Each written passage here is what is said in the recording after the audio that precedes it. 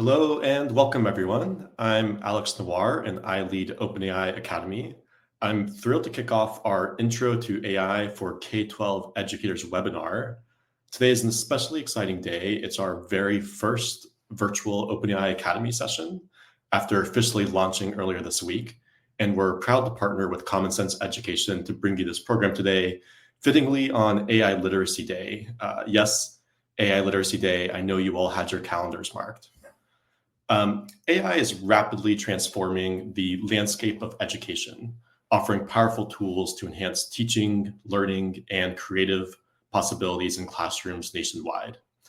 At OpenAI Academy, we're dedicated to helping educators like you leverage these tools and unlock new educational opportunities.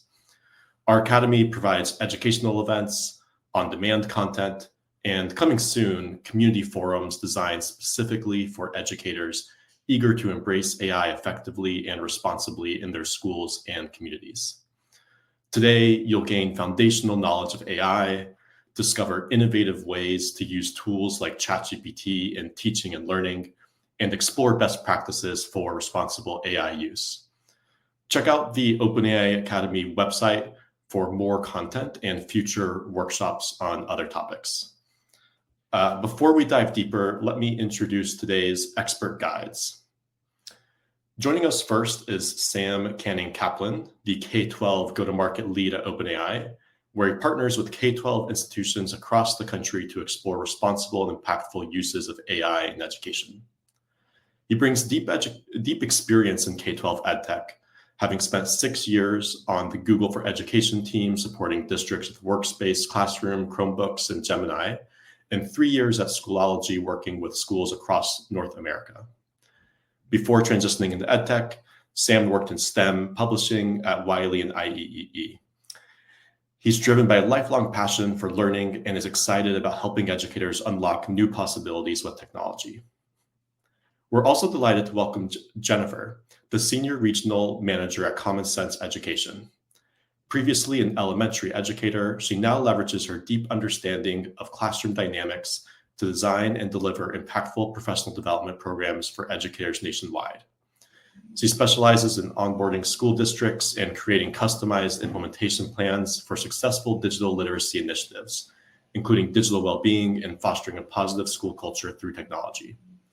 She has successfully onboarded hundreds of school districts and helped them implement effective digital learning strategies. One other note before I hand it off. Momentarily, you will see a notification at the top of your screen with a link to submit questions. Feel free to submit questions throughout the presentation, and we'll get to as many as we can at the end.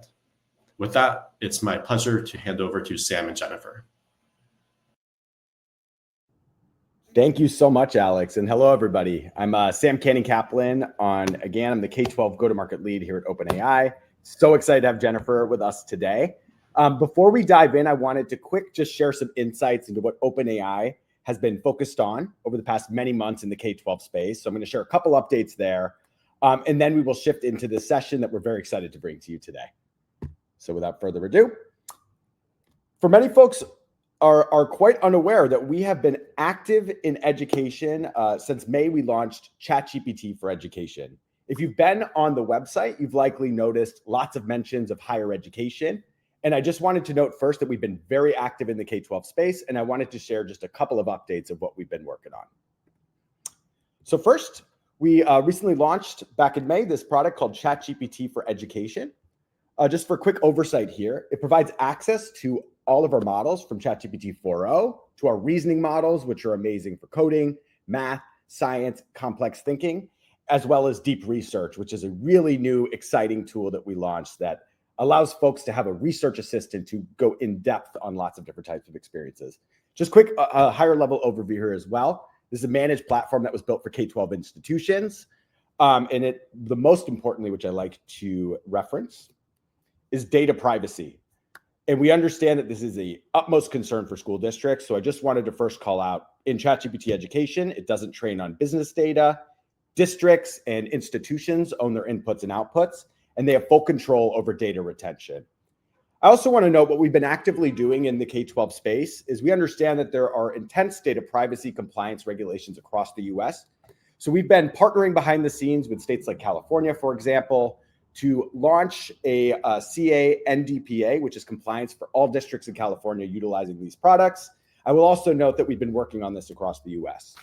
So all in all, the things I wanted to focus on today is that we've been very, jumping into K-12. We've been building lots of relevant solutions, and we are excited to continue to bring these solutions to you at districts and schools across the US and the globe. So thank you so much.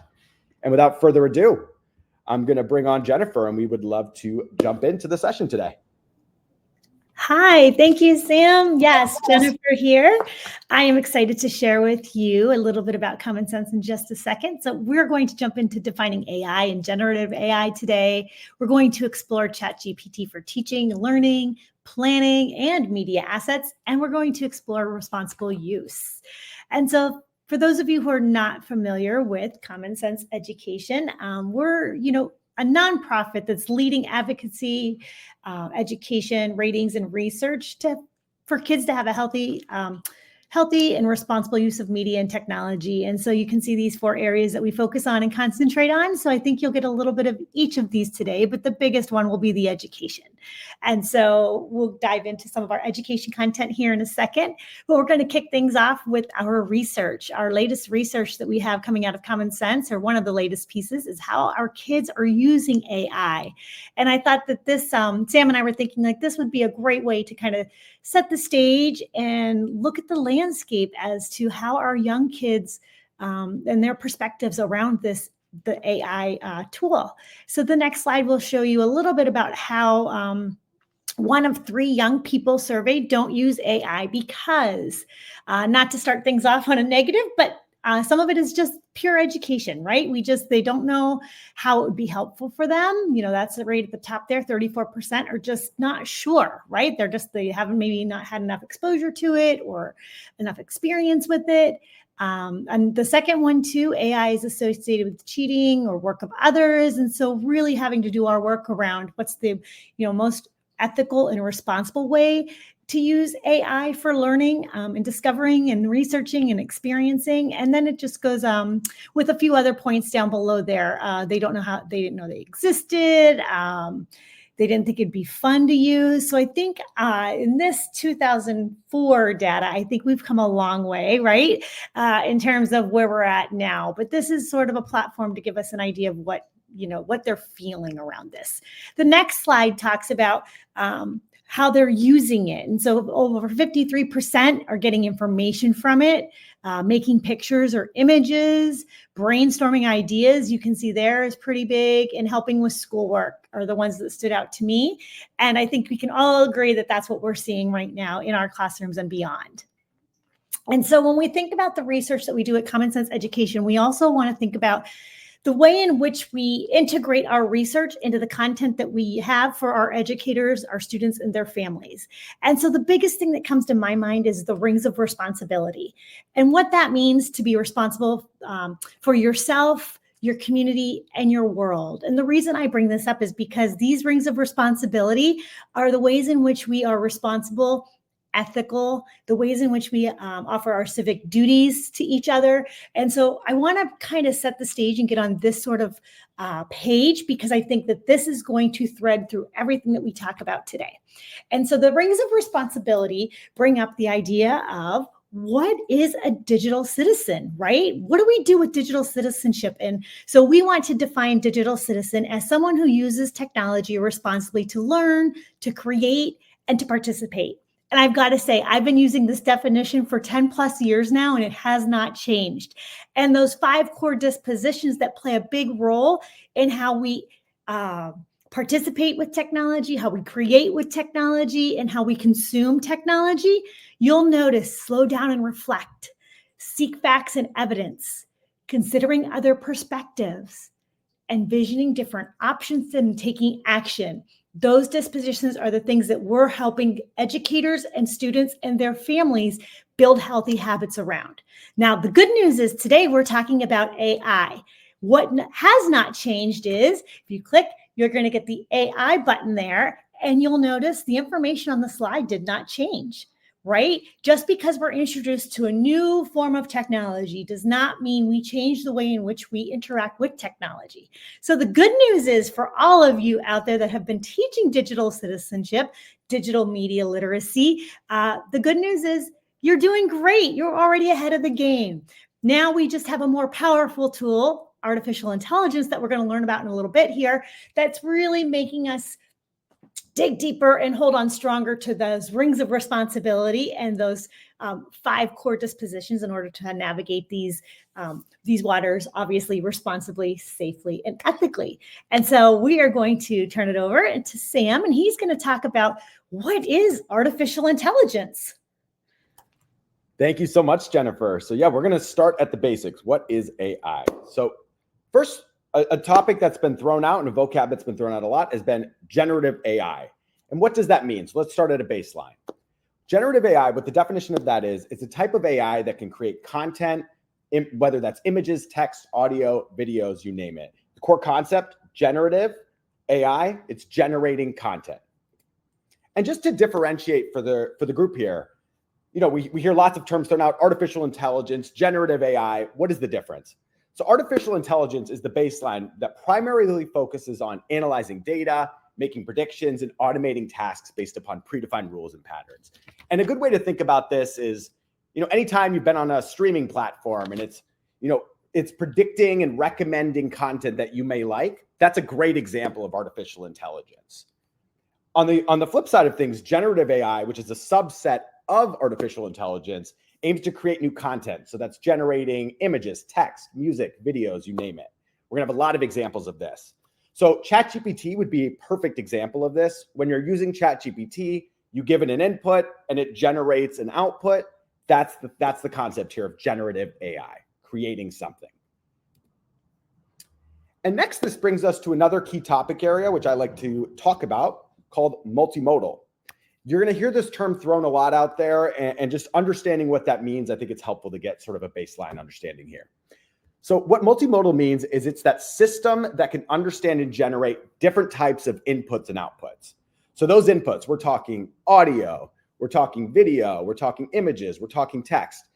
The multimodality is these different types of inputs and outputs. In ChatGPT, for example, most people's first interactions is through text. You're writing an input, generates an output. That's an example of a modality of text. Again, from an image perspective, whether it's uploading images and analyzing those or generating images, this is a great example of multimodality with images. Advanced data analysis. What do all schools have? Huge amounts of data. What do they not have? Enough time to be able to analyze and make insightful decisions on that, and quickly, and being able to do so. This is a great example is, you know, being able to upload. And again, if you're using free editions of products, very important to anonymize the data. But with advanced data analysis, think about uploading you want to do an analysis of test scores or whatever it might be. That's a great example of data analysis. From search, our tools are able to access the web. So that's another interesting modality there, to voice, to videos, and then to Canvas. And just to demonstrate multimodality in a system like this, I wanted to share a very quick chat that I was having earlier. So this is an example. So I just took an uploaded image that I found online, and I just asked ChatGPT, describe this image for a 6th grader, right? So again, the modality is I uploaded an image, and what it's going to generate is the modality of text. So as you'll see down here, it's describing that this is the water cycle. It's going through with the description in terms that would be easy for a 6th grader to understand. And then I wanted to demonstrate how we can also generate images. Again, another output being image generation. So I said, generate a diagram of the water cycle for Spanish-speaking students. Quick call out here that we recently updated our image generation, and it's incredible for being able to make lesson plans, visual cues. It's really amazing. So it just was able to translate this. So then you have a Spanish version. And then I said, generate a text description of this process for 6th graders in Mandarin. And again, just demonstrating the translation capabilities of these systems. And again, another modality here of text, able to generate that very quickly. And then I wanted to give it some additional context. And I said, I'm a 6th grade teacher in California. Generate a sample activity in a Canvas. This is another really cool tool that we recently launched. And so it will generate a full lesson plan for you inside of a Canvas as well. And I can even open this just to demonstrate. Again, it's another form that you're able to use in ChatGPT. It's creating that lesson plan based on that context. I'm able to go through this. You could outline, you could delete, you could ask it to edit a particular section. Another quick example here, maybe I want to highlight, I'll just highlight this section right here, and I want to adjust the length. I want it to be longer, I want it to be shorter, I want to adjust the reading level. Maybe I built this for 6th graders, but I want to test it out and bring it down for potentially elementary students. Again, another great concept there. So this is a great demonstration of multimodality in a real use case that I wanted to share with the team. And from here, we're going to dive into prompt engineering 101. And we're going to talk about why that's important. So ChatGPT, what that is it's the front end of large language models. And a good thing to remember when you're utilizing these models is they don't decide what to say. They're predicting based upon the context of what comes next based upon your prompt. So these are not magic, it's math. So the more precise your prompt, the better the prediction. And that's why prompt engineering is so important, because it's not going to understand the full context if you're not providing, this key framework. And what we've done is we've broken down, there's so many different ways to do prompt engineering. We worked with Common Sense to generate a really cool, just sort of simple framework to remember: context, role, expectation. So just to quickly talk about this, what does this mean when using ChatGPT for teaching and learning? The context. This is so the model understands what you're talking to. So for example, imagine you teach in a Texas high school that has the following demographics. Or imagine you are a director of curriculum and instruction based in this particular state, looking to analyze this particular type of situation. Again, it's really important to provide the model with context so it understands what you're looking to do, who you are, so on and so forth. Next is your role. Very clear to call out to the model what it's acting as. In this example, you're a high school biology teacher. You are a superintendent of a public school district in Kansas, whatever it might be. And then expectation. These models, they need to know what you want it to generate, right? So by calling out the expectations, write a 15-minute biology lesson plan. It's making that very clear for the model, so you're going to get the results that you're looking for. So without further ado, I'm going to bring Jennifer back on to walk us through prompt engineering using data to inform teaching. All right. Thanks, Sam. Boy, that multimodal is taking it to a whole nother level, isn't it? I mean, oh my goodness. I personally didn't realize you could do all of those fancy things. So very cool. And I'm going to talk a little bit about prompt engineering in terms of using data to inform teaching. So how many of you, obviously, are teachers or educators out there, have so much data? What can I do with this? How can I get ChatGPT to help me take some of that data to make better decisions about how I'm going to do different lessons, units, and meet my standards in my math classroom? So recently I hung out with a math teacher and we were talking along these same lines. And so, yeah, you can go to the next slide there. So I'm going to show you some iterations of prompt engineering. And what we mean by iterations are some different inputs you can think about or consider, and we'll review what the output would be. So this first example is my first iteration with this math teacher, right? We input this particular data that you see here. So we talked about how I'm a math teacher planning to adjust my upcoming unit based on student needs. Help me identify specific questions and blind spots to address. So what I did was kudos to you.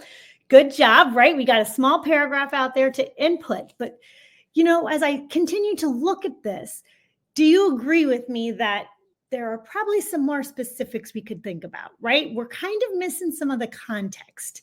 A math teacher, sure, we got the role there, right? We also have some of the outputs, some of the goals to identify specific questions. In my opinion, I was working with him and I was like, you know what, we could probably expand out those specific questions as well. And so now we got to going here. So first of all, iteration 2, we did that. And so here was the output that we got. So when we put that in, this is what they gave us. So they ChatGPT honed in on those specific data outcomes and gave us advice around, you know what? Think about the academic performance. So if you could you provide percentage of student scorings in different ranges? Average class performance. We sure can. Math assessment scores. Maybe how many students scored below 60? How many scored 60 to 80%?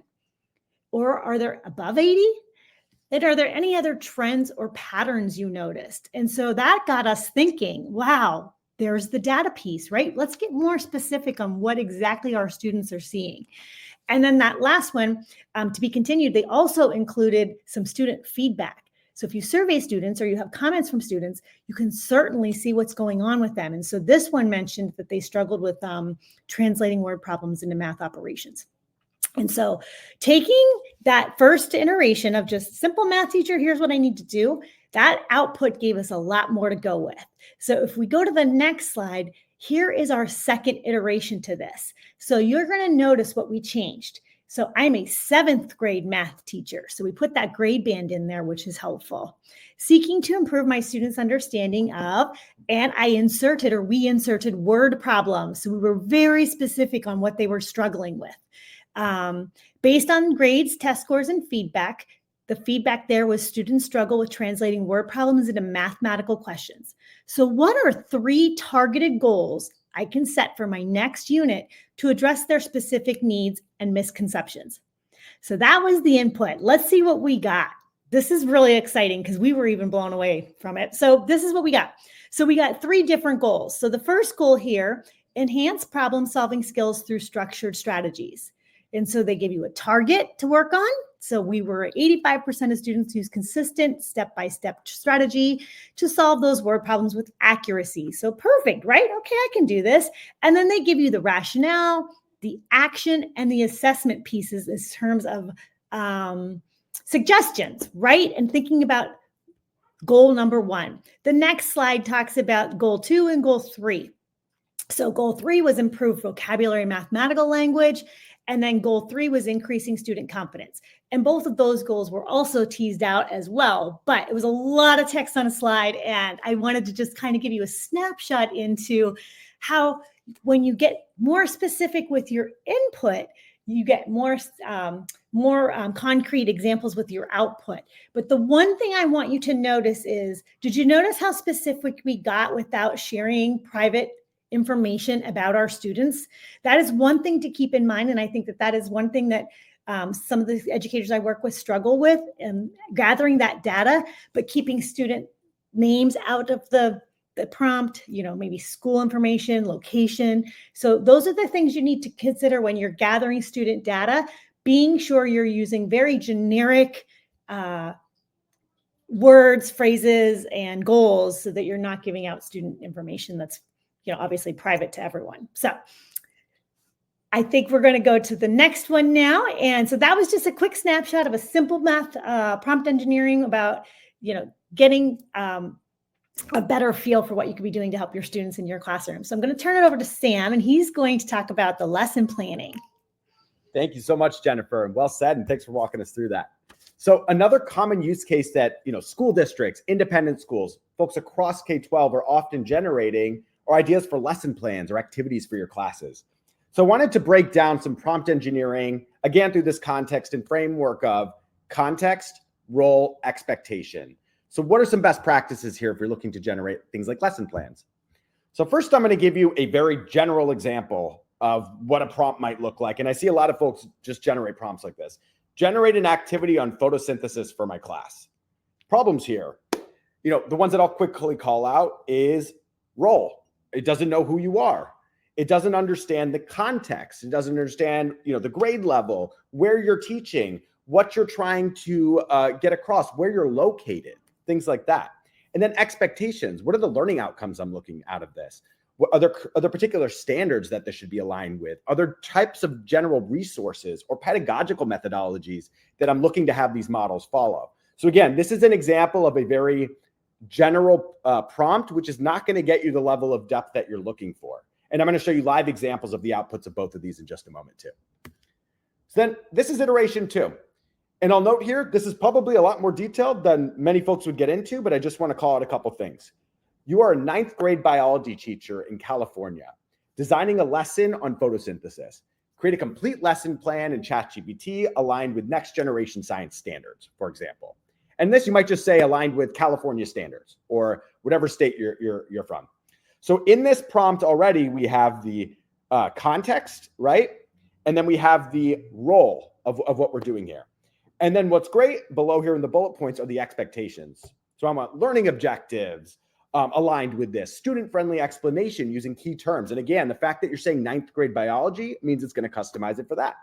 Data analysis activity, worksheets, rubrics. I'm calling out the specific expectations that I have from this prompt, which will again generate better output. So again, just to quickly iterate again, lesson iteration 1, generate an activity for my photosynthesis in class. Lesson 2 goes into a lot more depth. Again, if there's one thing you remember today, context, role, expectation. So I now want to quickly show you what this looks like when you're actually utilizing ChatGPT, the free version. So this is the first prompt, generate an activity on photosynthesis for my class. So here's what I got. I got a quick relay race activity. It says 30 minutes, tells me some activities I should do, set up an instructions, some relay instructions, and a wrap-up discussion. Pretty high level, right? It's not getting into depth. It's not digging deeper. It's not giving me differentiated strategies. It's not aligned with standards in any way whatsoever. So this is an example of types of outputs you'll get without providing context, role, expectations. Here's another example of what happens when you give more context. So this was the second prompt, told it who I am, what I'm looking to do, the expectations. And again, this is a really amazing tool I want to call out, Canvas. This is the way to edit, have a digestible resource that you can quickly make modifications on. So I'm quickly going to show you what was launched as the output. So in this example, it's calling out the grade level. It's aligning it to specific next generation science standards. It's talking about the amount of time this would take, goes through learning objectives, student-friendly explanations, again, tailored to that specific audience, including equations. It's giving me this activity, which was a data analysis, and even providing a worksheet that I can utilize directly with my students, including guiding questions, which I think is awesome. And as you go forward, again, I told it I wanted a rubric aligned with what we're evaluating here. So provided a rubric, interactive resources that are all linked and validated for these age levels, again, by that prompt, differentiation strategies, so on and so forth. So again, if there's one takeaway, again, context, role, expectations, you will get much better outputs tailored specifically to what you're looking to do. I'm going to shift back over to my deck. And I'm going to pass it back over to Jennifer to go through some risks of generative AI. Awesome. And Sam, you don't have to go away. Come back. Come back. Yes. I don't want to do this part all by myself. I mean, obviously, we just went through some really great benefits of, ChatGPT and artificial intelligence and generative AI. And my goodness, it looks so fun. It looks so easy. The thing I thought about was time saver. Creativity. I mean, I don't know if any other cool words came to your mind as I went through my prompt. I mean, did anything pop up for you in terms of the wow factor or the benefit factor? Yeah, I mean, I get really excited just, again, when you're doing proper prompt engineering, you're going to have depth of output. So it's going to understand the context, what you're looking to do and what you're looking to achieve.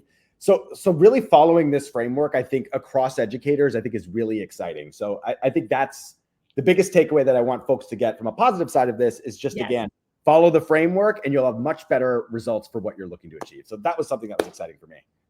Good. Well, I'm glad we both have a good takeaway, right? We always want to have something great and feel good about. But like anything we use with technology, I have to put on my common sense hat, right? It's so important for me and common sense and my role to think about making sure we're doing this responsibly and ethically. And there's always risks, right? With great power comes great responsibility is always the tagline with kids and educators and teachers and people, right? Humans. And so, unfortunately, we have to talk about some of the risks or some of the things we need to be mindful about when we're using these really cool pieces of tech, right? For creation and all of the research we do. So that first one is misinformation. Unfortunately, we can be exposed to fake information, fake articles, fake videos, fake images that are convincing and can be shared easily. And I know when we put this in the hands of those students who are still have brain development going on and they're quick to react to things. And even us as adults, we are, right? And so I think I wanted to point out that it goes back to that skills and dispositions that I talked about earlier with that whole idea around that rings of responsibility. So with misinformation, I think it's important to think about that seek facts and evidence. Yes. Right? making sure what you're looking at, what you're viewing, what you're sharing is true, is real, right? So just something to consider. And also, no matter what tool you're using, asking if it's providing you some type of information, validate this with sources. I want to see the source material where this is pulled from. So I think that's a really important, a positive sort of action people can take to counteract that at times as well. Absolutely. Thank you for bringing up the sources. Yes, yes. The next one is plagiarism and copyright issues, right? So learning things using data without permission, or it might not give credit to its sources. And so this is also something that's, we are grappling with. And I think it's really allowed us to think about the way in which we assign things to our students, so whatever you teach, whatever your role is, really makes us reconsider what we're trying to understand that our student knows, or what you want that student to learn. So I have worked with educators who had to kind of rethink, hey, if I'm going to assign an essay, what pieces of that essay am I looking to see if they know what to do with, right? And so it's not just about writing the essay and copy paste and, hey, I wrote this essay. It comes from the modeling of the teacher saying, we're going to write an essay, but I'm going to allow you to use AI for the following pieces of this assignment, right? So kind of that common language around, let's embrace this, let's help them, right? Let's take that risk and turn it into a win. And so I do think that that's a whole nother session, but I want to address it, that there's a way to communicate and learn with the students along the way as we introduce these tools in our classrooms. The next one was bias. It might be trained on bias or incomplete information. And so we didn't go too deep into the, how AI is trained. Again, I think that's a whole nother session, but, understanding how it's trained and the information that's being given to you, there's a really big, consideration there, right? That's a risk in making sure that we're understanding the content given to us and that it's real and it's true and it's representative of those different cultures or, whatever that may be. Absolutely agreed. Other harms, impersonation, cyberbullying, privacy threats. I don't know. Are there any other things you wanted to add to this, Sam, that maybe you've seen or that you watch out for? I think these are a great place to start. It's important just to be aware of the information that's within these systems, what you're putting into those systems, plagiarism, copyright. I think, Jennifer, these are a great place to start, especially with the focus on AI literacy. I think it's really important that people both understand pros, cons, no matter what they're utilizing it. So I think this is very helpful. All right, I'm going to take it as I nailed it. We nailed it. Okay, good. All right, so obviously, yes, this is just a very high level what it is, thinking about what you need to do. The next slide is going to talk about earlier when I had talked about teaching digital citizenship skills is preparation for the world of AI. So again, I want to just do another shout out, another kudos to, those of you who've been teaching the digital citizenship content forever and ever and ever. Good job. You're already ahead of the game. And so those of you who have not, it's okay.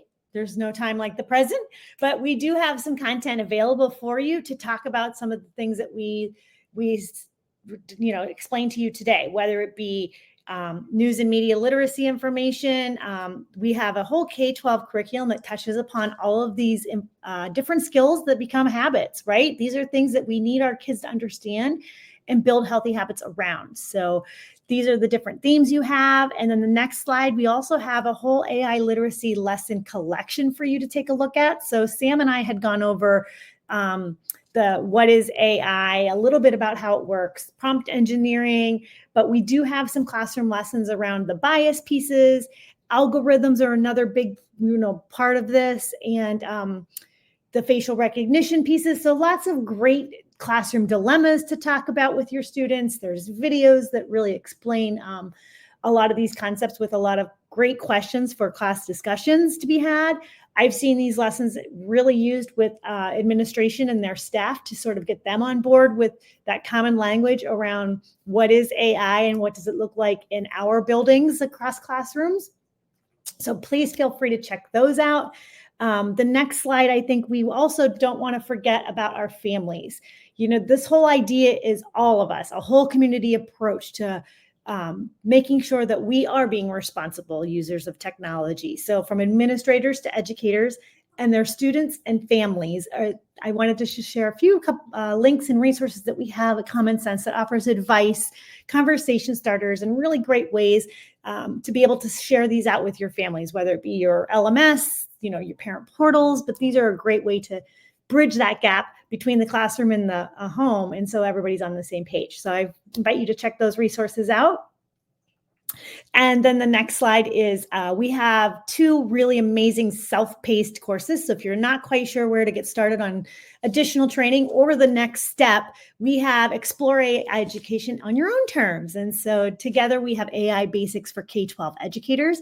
And we also partnered with Sam and team on the ChatGPT Foundations for K-12 educators, both self-paced, easily shareable, and they're about 45 minutes each. So I took both of them. I found them to be so helpful in terms of just getting my hat on and getting confident and comfortable with the content and the things I need to know about AI. So we invite you to do that. Check those out and share.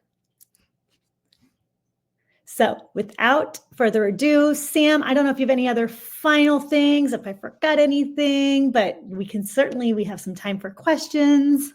No, well said, Jennifer. And I just want to call out these resources that Common Sense has built are so impactful. So as we're on this National Day of AI Literacy, there's amazing resources, again, as Jennifer walked through, for both teachers, students, parents, and guardians in that community. It's so important that folks are getting this better understanding and baseline understanding of these tools, how they're impacting, the world of education and how they're impacting you on a day-to-day.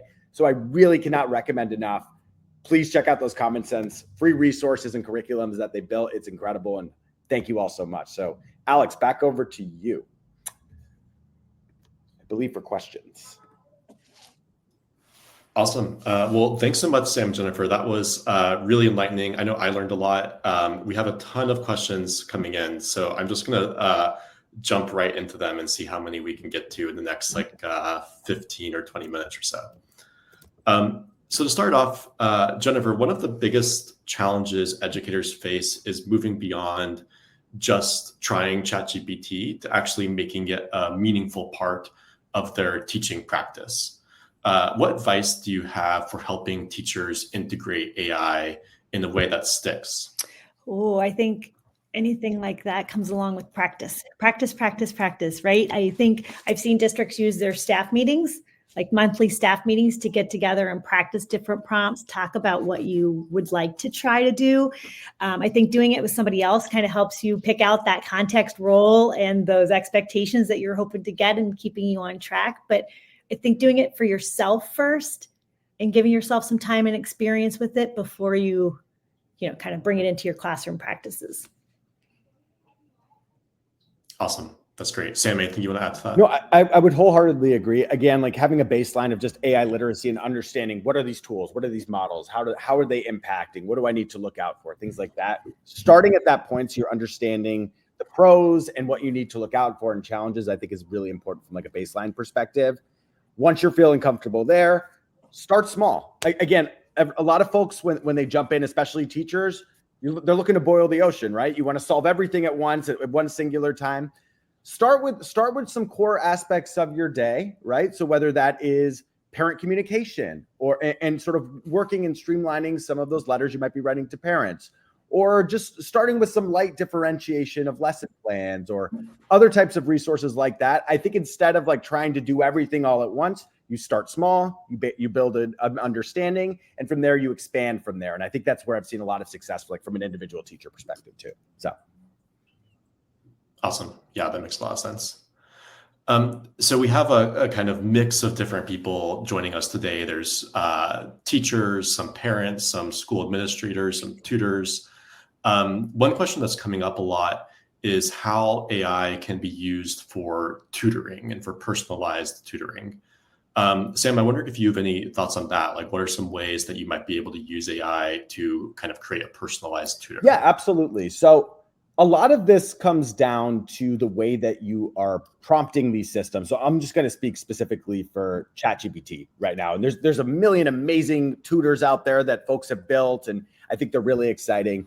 So I would just say first, from a prompting perspective, it's key, again, following this same model that we just talked about today, right? Context, role, expectations. you would say, and I'll even just use this from a non-student perspective. I'll say, I'm an adult learner. I'm looking to gain a better understanding of the Industrial Revolution.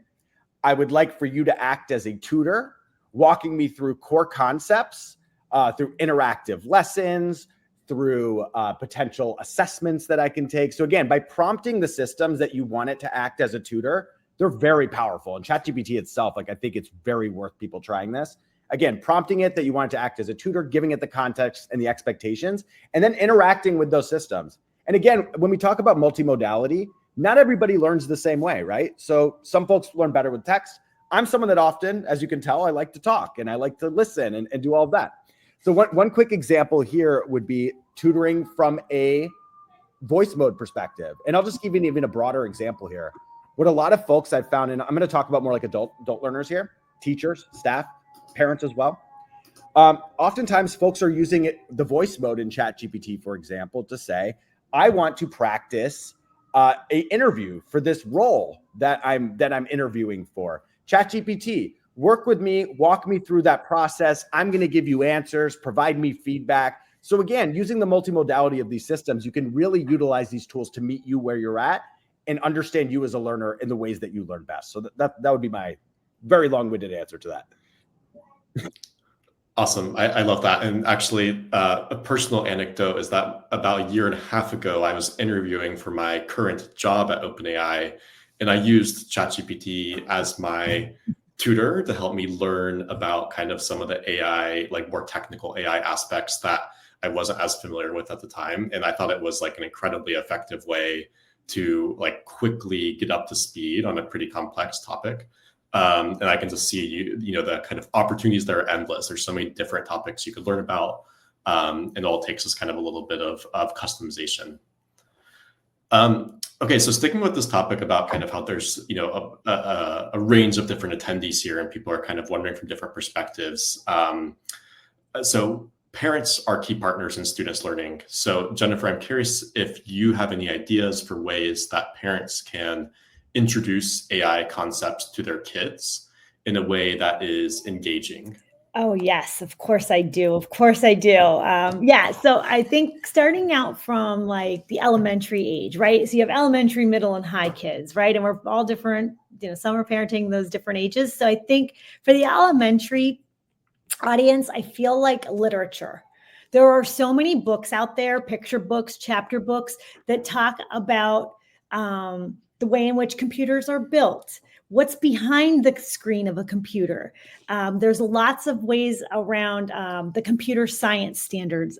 If you're educators in the classroom, those computer science standards tie really nicely to how we talk to our little ones about algorithms, data, you know, data in is data out, you know, what we're sharing. I think is it Hello Ruby is a book series that really goes deep into computer science and just really fun. So there's book lists out there too. You can check out our reviews on Common Sense Media's website. We have book review lists based on themes and curations.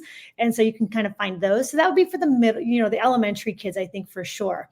Also, they're probably using it and don't realize they're using it, right? So talking to your children about the Alexas in your home, right? Your, you know, any type of Google Maps you're using in your car. Those are just conversation starters to have so that they understand that this is AI, right? Like we are fancy. We are using AI in our homes, in our classrooms. As you get into upper elementary, middle school, that's when it really starts to get good, right? It starts to get juicy. This is when our conversations really have to be mindful. And it also has to be really, what word am I looking for? I'm blanking out here, but we want it to be relevant as well, right? And so, you know, for example, we're looking up, you know, vacations, right? Like personally, as families, we use like, hey, create a vacation agenda for, you know, the Caribbean or, you know, whatever we're doing. Get them to do it with you, right? Like I have a fourth grader. Let me tell you, fourth grade math. I'm over on the side of my computer going like, hey, ChatGPT, help me solve this, like, you know, extended word problem. And I'm thinking to myself the whole time going, why am I not doing with her? right? Like, so getting together and doing it together to say, hey, this is what we need help with. So let's see how they break down the problem for us. And then let's double check it to make sure what they told us was correct. So I do think the more you can role model, right, as families, parents, even teachers in the classroom, if you can model some of that stuff in the classroom so they can go home and try it. But I do think that conversation and being present and open and transparent. And so I think, and there's books too in the middle schools and the high schools as well, but I do think it's about children are eager to learn about this, right? They want to learn. So let's capitalize on that and go from there. Awesome. Yeah, the admin, I didn't really talk about the admin pieces for families, but I do feel like the slide I shared with our content around advice, we have like ultimate guides as well, which are kind of like cliff notes to like what I need to know. So I do think those are really great from the administrative level to talk about and be very transparent with families around how AI is going to be used, both in our classrooms and like how you can translate that for home. That's great. So yeah, I mean, we've heard a little bit about different ways that teachers can use AI, about some ways that parents can help introduce their children to AI. Sam, I wonder if you have ideas for how school administrators might use AI. Yeah, absolutely. Thanks, Alex. So we've been working with school districts around the US and charters and independent schools as well. And we've been working with a lot of administrators, just getting better baseline understanding of different types of use cases. So I did want to call out just a couple of use cases that I've been seeing being used at the administrative standpoint. First would be from a IT perspective, right? One challenge that I've seen in districts, right, is they built so many incredible resources for both their teaching staff, other districts, other folks within the district. And those are things like FAQ docs, right? Oftentimes in Google Docs or Word docs that are spread across the district. Someone in the district has an issue, a teacher, right? And the expectation is they should go to that FAQ doc. The problem is real world is things are hectic in the classroom, right? Things are happening. You have short timelines, things like that. So what we've been focused on a lot with school districts has been something around custom GPTs. And just a quick example of, I'm not going to go into depth on that, but just high level. Imagine putting all of those FAQ resources that a district had already developed into a custom GPT. You give it the instructions. You're here to help assist and answer questions from your staff based upon these resources. If it's not in the resource, don't answer the question. Again, guardrails and adding additional mechanisms there. And then that would be deployed to teachers. So the benefit there is teachers get quick answers based upon district resources. IT staff, they're not going to be having tons of tickets for things they've already developed in FAQ docs. The other side that I think has been really exciting has been from a curriculum standpoint. Again, districts and schools have spent decades developing these curriculums, and lots of events have happened. And a big issue that districts are often having today is around like curriculum alignment, right? And part of that is they're creating things like custom GPTs, or they're having really great prompts that will define, these are the current strategies at the district. They're then feeding their curriculum through that to look for areas where it might be misaligned and they need to restructure. So those are just a couple of examples. Others have been from more of like a principal standpoint. We're always trying to work and sort of think around what are those areas that take a ton of time and that we can help these people be more efficient with. And one example of that has been observations for principals, right? Spending hours and hours in the classroom, having tons of notes, and they spend days and days compiling these reports. One structure that I've seen are districts are, whether it's through prompting or custom GPTs, these principals are able to upload, for example, their observations. And again, if it's in a system that does not have the data protections of EDU, you would want to anonymize that data. But what it does is it can structure it in a streamlined way that those notes should be structured in, which again saves hours and hours of time. So those are just a couple of call outs. We're going to be posting tons of resources as time goes on, Alex, on the Academy, which will also help with lots of navigating this for different types of use cases as well. So thank you. Thanks for the question. Awesome. That's great. And there's a few questions kind of like about best practices for ChatGPT. So maybe I could throw a couple of those your way. So we talked a little bit about voice mode, like for tutoring. And in the presentation, you showed an example of how ChatGPT can actually like read images and create new ones. I wonder if you can kind of give more use cases or examples of how teachers might use some of that multimodality function, particularly maybe around like image generation and or image reading? Absolutely. Great question. So image generation in the past, right? In the early stages of AI, you would be trying to generate an image, right? And the words wouldn't make any sense. So there'd be random scribbles, and it was hard to really create images that you could utilize in the classroom. So we've recently announced a big update to image generation within ChatGPT. And a really cool aspect of that is that it's really great for overlaying, words with text and things like that.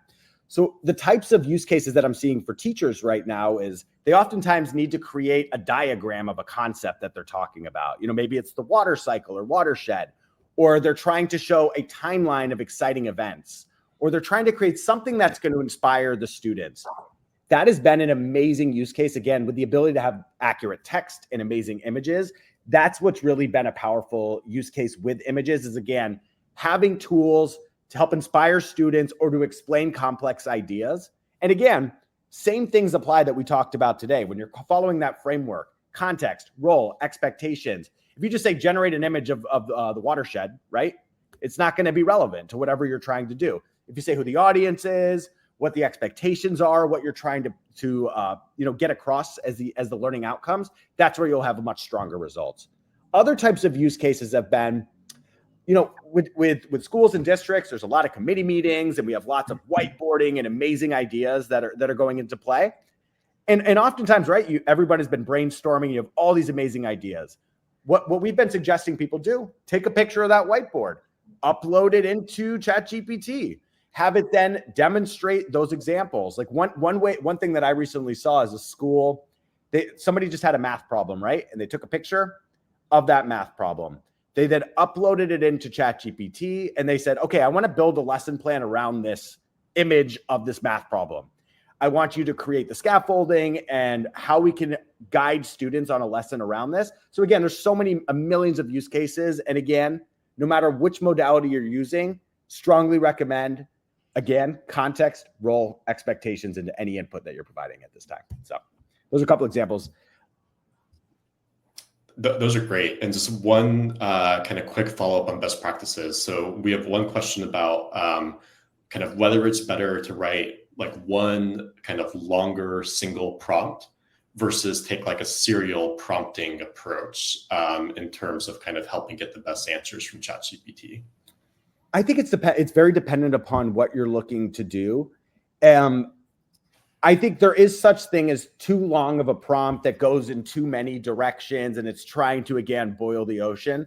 So the things that I often recommend most in a prompt is that you're not trying to do 50 things at once. So you wouldn't want to say, all right, I'm a 7th grade teacher. I want you to generate a lesson plan.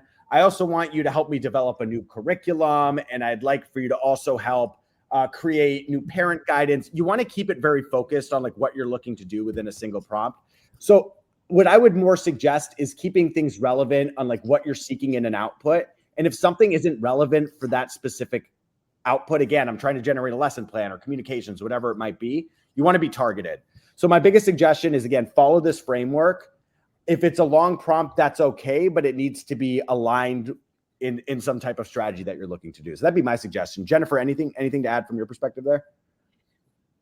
I think just from my own experience, the different iterations, like don't be afraid to try that first basic one, because I feel like I learned along the way too. So by the time I got to my 3rd iteration, I was like, okay, like you sort of learn as you go, which I think that's okay too. If you're sticking to the same topic and you just keep adding something, you can see the difference. But everybody's different. But I know, like, you're right. You can't throw a bunch in on all different topics. Like stick to that same concept of what you're trying to do.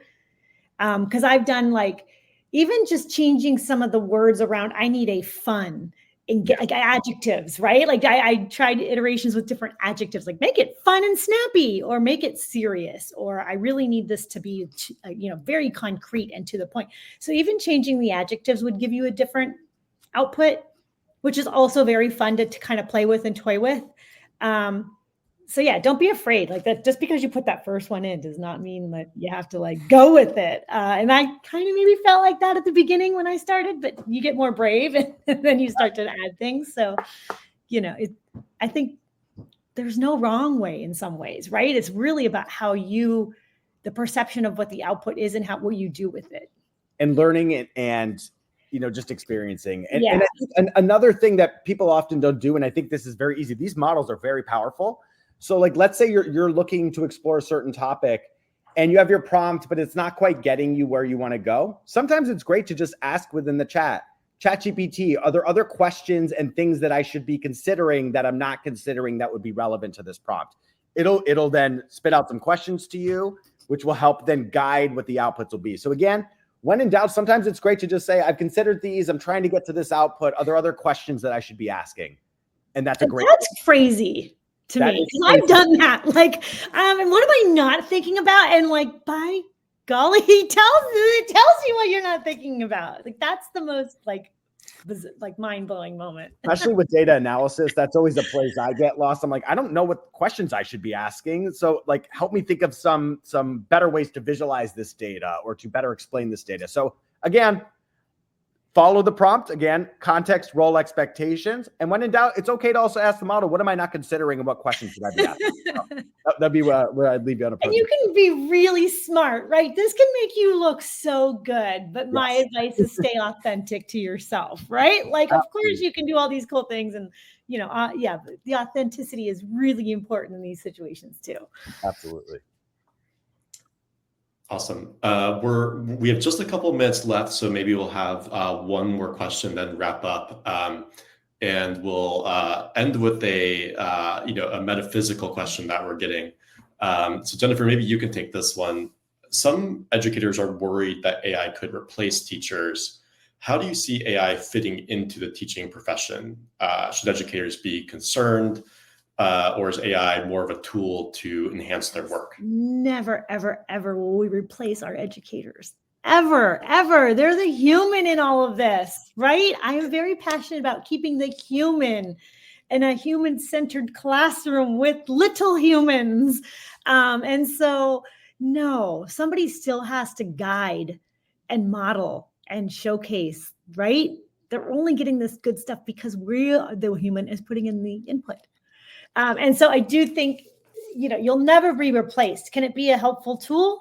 Absolutely. I mean, I've seen it with station rotations in the classrooms, right? Where you can still have some direct teaching from you, the human, and helping maybe educate or students who need you a little more, right? A little more support, or you need to reiterate some things.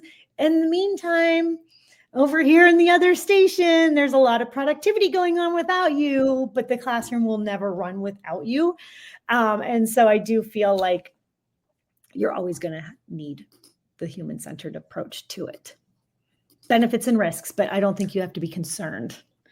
It needs to be centered. I totally agree, Jennifer. Centered on educators. There's no replacing that knowledge within the district, knowledge within the classroom, the guidance that's needed. So we wholeheartedly agree that educators are centered to this, and these tools are to help with efficiency, accomplish goals that you need, but they're not here to replace from an education standpoint. So wholeheartedly agree, and thank you.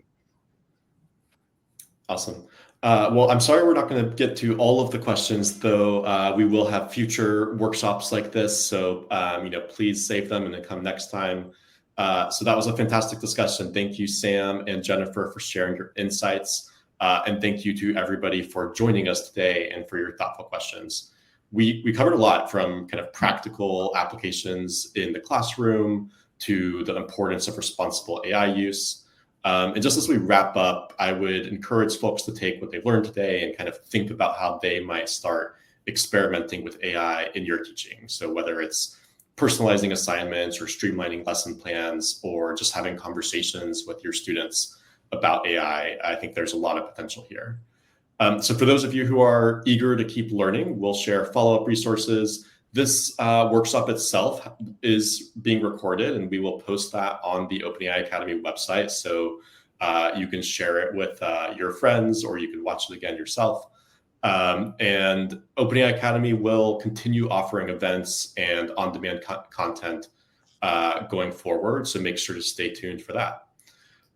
So with that, just thanks again, everyone, for being part of this conversation. And we look forward to seeing you next time. Thanks, all. Thanks, Alex. Thanks, Jennifer. Thanks. All right. Bye, everyone.